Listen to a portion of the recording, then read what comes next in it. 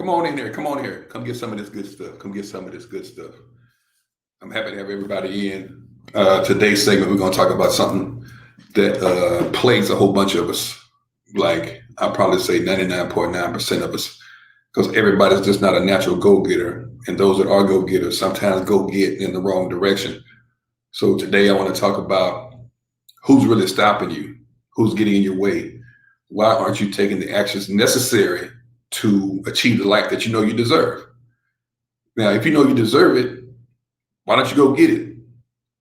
There's I'm really big into self-education. I'm really big into continuing to get better every single day as much as absolutely possible. This is not something I really learned in school, even though I have a couple of degrees or whatever. The real rubber meets the road when you get outside and start getting real world experience and you start learning other things beyond just academia. Now, I'm not knocking education. I'm not saying college was a bad thing. But the stuff I learned in the real world, as far as building wealth and building a business, I didn't learn any of that in school, like zero.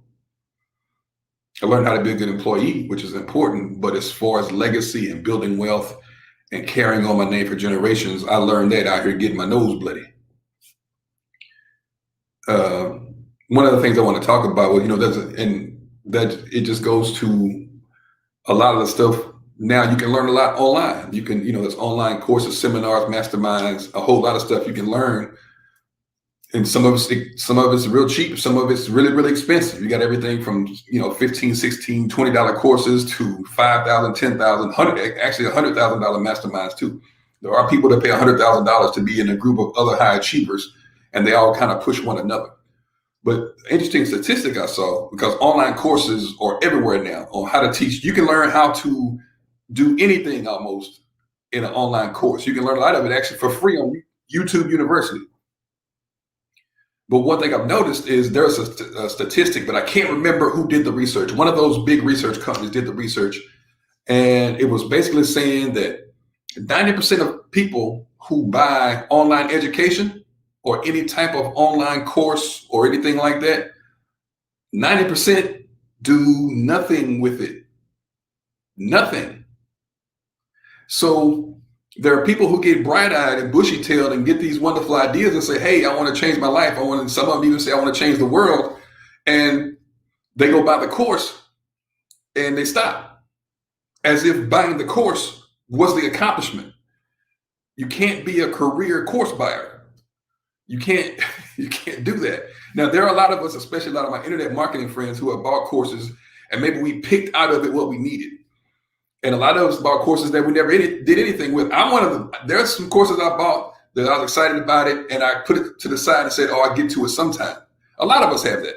And there are others of us that found one course that changed the trajectory of our entire lives.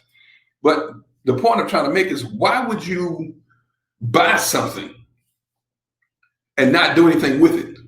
There has to be a fear that comes in that will stop you. That's the only thing that will stop you. You not having the courage to go ahead. Now, you have the master plan. You purchased the master plan. Everything was delivered to you. Everything was brought to your front door, to your computer. Hey, here it is. Boom. Why do we, I'm not going to say we as in all of us, but why do we as 90% never do anything with it? We were putting stock in the success from purchasing it. We never thought about the implementation of it. Because the implementation of it, whatever the course, is the hard part. And that's the part where we figure out that insecurity that I had before about the product. I also have that same insecurity after I bought the product. But what do we do a lot of times? We might even study a little bit of it, and we stop, and we become afraid of what it may take in order to succeed at the next level. We're afraid of that work, that implementation that's going to take to really get there. So what do? We blame the course. We blame the teacher. We blame our time. We blame the money. So we'll say, oh, I really couldn't afford that. So let me go back and refund. And it's not the fact that the money wasn't there. It's the fact that you need a reason to justify you not taking action. You need a reason. You need somebody to take this fear away from you. So in order to take this fear away from you, you can go back and say, hey, give me my $1,000 back, because this wasn't really meant for me. When in actuality, on the inside, Your heart is beating fast as hell because now those insecurities you've been fighting for the last 5 or 10 or 15 years, you will have to overcome them in order for this course to take its course and get you to the destination you're trying to get to. So instead of being honest with yourself and saying, hey, wait a minute, I'm not prepared to take the necessary step, you blame everybody around you. The course maker, your past, you blame everybody except the person in the mirror. And the person in the mirror is the only one who can execute it. But we get so comfortable in our excuses. Go online, you can look. There are so many courses that have, let me say this first. There are courses out there that could be considered bad or not having value. It's just a fact, they're out there. But I would push back a little bit on that and say, because it was my good friend, I can see his face, asked me this video, Perry Lawrence. And I stick solidly to this. Perry Lawrence was making a speech at an internet marketing conference I was at, and he said, I want you all to remember, because a lot of us deal with insecurities and not feeling good enough and not feeling worthy. He said, the fourth grader is God to the third grader. The fourth grader is God to the third grader. I never forgot that. And that goes with all these courses. There is somebody somewhere that doesn't know what you know. And they will pay for you to teach them what they don't know. Now, them implementing it is not your responsibility. You implementing for yourself is your only responsibility. You're not their babysitter. You're not their caretaker. It is not your responsibility of them taking. It's not your responsibility for them to take responsibility. Yet you see, there are so many forums. There are forums dedicated to certain programs. Like a lot of the really, really massive programs have haterade forums saying, oh, this didn't happen, this didn't happen. But you also see another forum for the same course of people who got success. What's the difference between the two? Fear. Some of them chose to overcome fear. Some of them chose not to overcome fear. And see, anytime you back away from fear, you have to come up with a reason, an excuse that you didn't overcome that fear. You have to, because you need to feel comfortable in your comfort.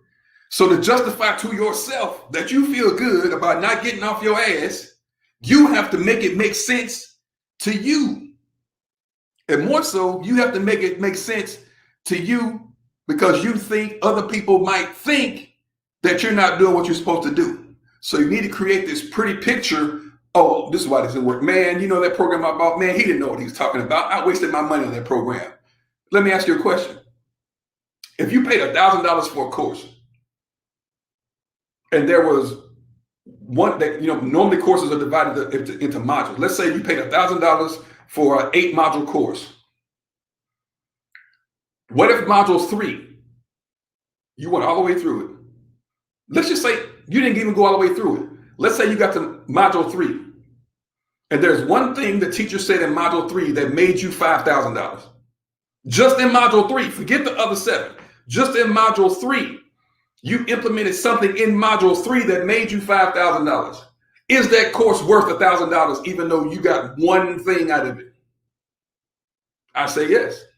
That's a great return on investment. I'm not doing the numbers. What's that, a 500% ROI? Whatever it is, it's high. It's higher than you get on the stock market.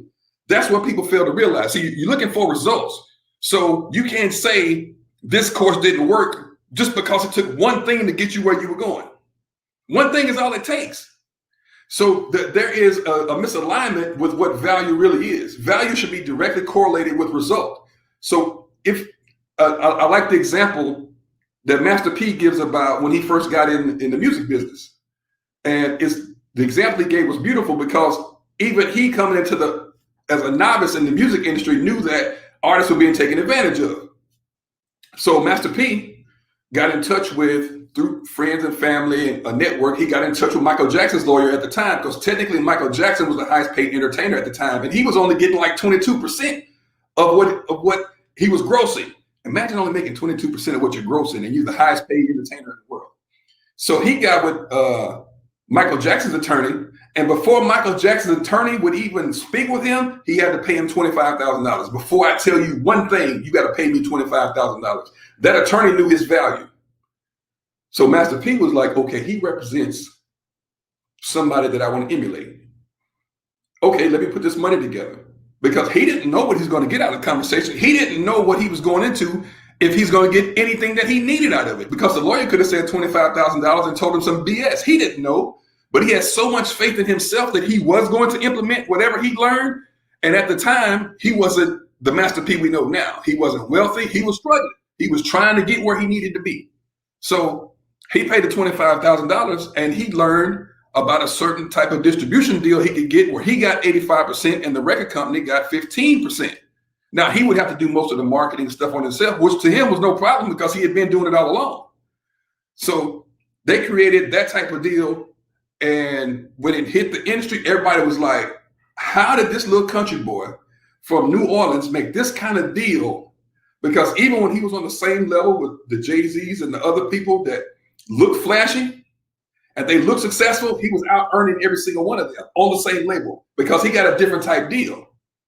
That opened other people. That's why Cash Money's deal came out to be so good, because all they did was copy Master P. That's all. The big record companies saw this little country boy out of New Orleans is pretty smart.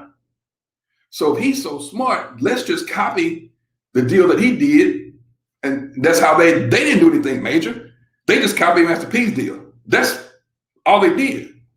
But I say all that to say, if Master P never would have paid that $25,000 without knowing the result, he didn't know what the result was going to be from that information. He just knew he was willing to implement whatever information he got.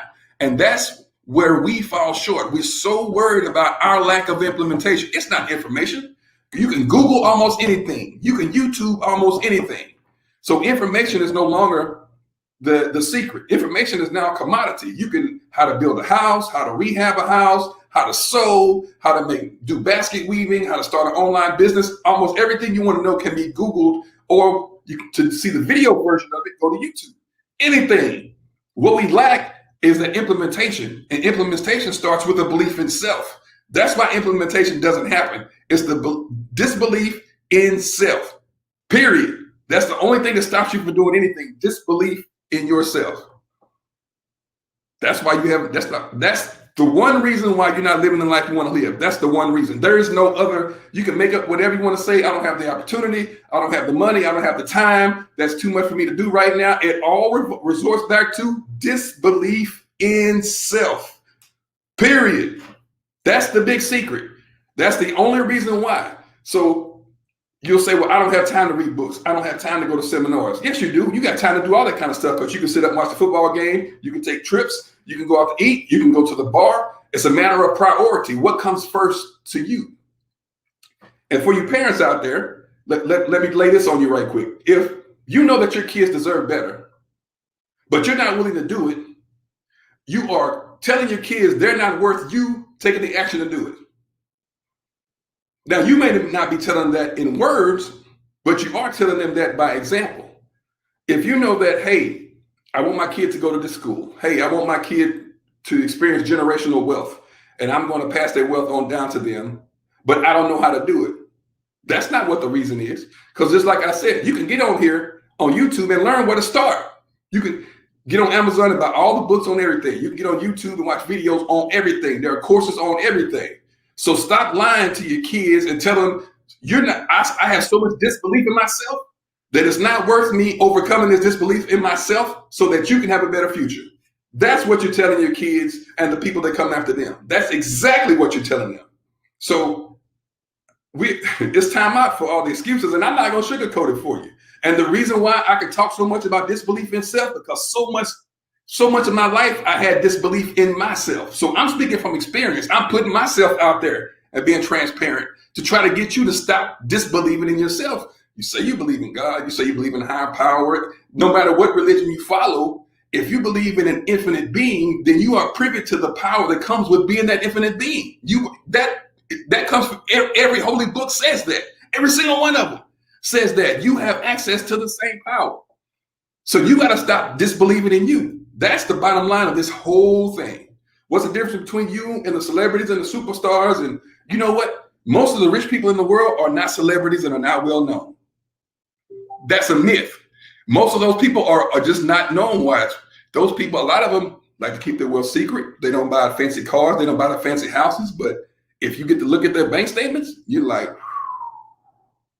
So instead of having the money phone up to your head, they got the money phone in the bank and they don't tell anybody about it. So I stopped by here to tell you the reason that you're not successful is you. And like the old preacher used to say, the enemy is in me. The enemy is in me. That's the only place you got to start. Every time you look in the mirror, that's your adversary. When you look in the mirror, that's your competition. That's your adversary. That person right there is stopping you. And they're not stopping you physically, they're stopping you right here. That's where it begins. So I just stopped by to encourage you on this day. Take an inventory of where you are and face the facts that you are the reason that you're not where you want to be. Period. Nobody else. And when you take that responsibility, stuff will start opening up to you. So once again, and that's why the first thing I teach is if you want to build wealth, first you got to build yourself. You got to build that capacity. You got to open up your eyes to more opportunities, and things down the road are waiting for you. If you can imagine it, it's already real. It's already there. It's just a matter of access, but you have to expand your capacity to be able to hold it. So once again, to build wealth, you got to first build yourself, but it starts with being honest with you are the reason why you are where you are, period. I'm Norris Williams, investor motivator, norrisnetwork.com. It's been great being with you again today. I hope you take what I said to heart, because this is where everything starts. Nothing else matters. After this conversation, nothing else matters. This is what matters right here. You're not where you are because of YOU.